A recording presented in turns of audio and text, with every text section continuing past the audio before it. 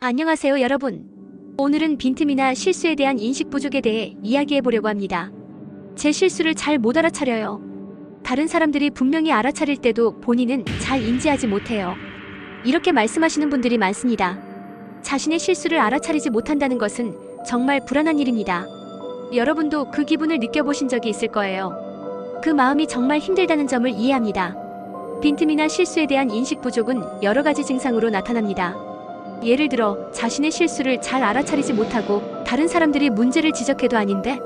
라고 반응하는 경우가 많습니다. 진행 중인 작업에서 규칙이나 절차를 강구하는 일이 많아지고 실수를 반복하는 경향이 생기며 일상적으로 일어나는 오류를 사소하게 여기는 태도도 나타날 수 있습니다. 이런 증상들은 육체적으로는 반복적인 실망감으로 피로와 스트레스를 유발하고 심리적으로는 자신감 저하와 불안감을 일으킵니다. 사회적으로는 주변 사람들과의 신뢰에 문제가 생기기도 해요. 전문가들은 이러한 문제를 진단하기 위해 인지 기능 평가를 통해 실수 인식 능력을 검사하고 행동 관찰을 통해 빈틈 인식 능력을 분석합니다. 그렇다면 이러한 문제를 어떻게 극복할 수 있을까요? 전문가들은 몇 가지 치료 방법을 제안합니다. 먼저 피드백 훈련 프로그램에 참여하여 자신의 인식 기술을 향상시키는 것이 필요합니다. 일상 업무에서 자신의 실수를 기록하고 분석하는 것도 큰 도움이 되고 실수 인식을 위한 체크리스트 활용 교육 또한 효과적입니다. 팀 작업을 통해 다른 사람의 피드백을 수용하는 훈련도 중요하고 심리 상담을 통해 정서적 지원을 받을 수 있습니다. 특히 주위에 할아버지나 할머니가 계신 분들은 이 문제를 특히 신경 써야 할 것 같습니다. 요즘 할아버지께서 내 실수를 잘 알아차리지 못해? 라는 말씀을 하시면 그 모습을 보면 정말 마음이 아프고 걱정이 됩니다.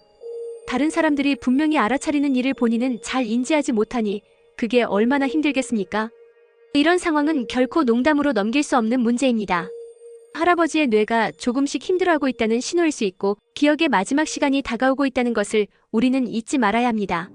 이럴 때 우리가 할아버지를 도와줄 방법이 필요합니다. 먼저 할아버지께서 실수를 인지하는 연습을 해볼 수 있습니다.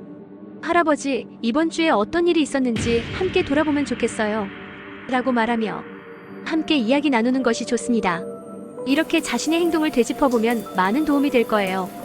두 번째로 실수를 통해 배우는 것의 중요성을 강조해주세요. 할아버지, 이번 실수는 다음에 어떻게 하면 좋을지 생각해보면 좋은 경험이에요. 라며 긍정적인 시각을 심어주면 할아버지께서도 마음이 편안해지실 것입니다.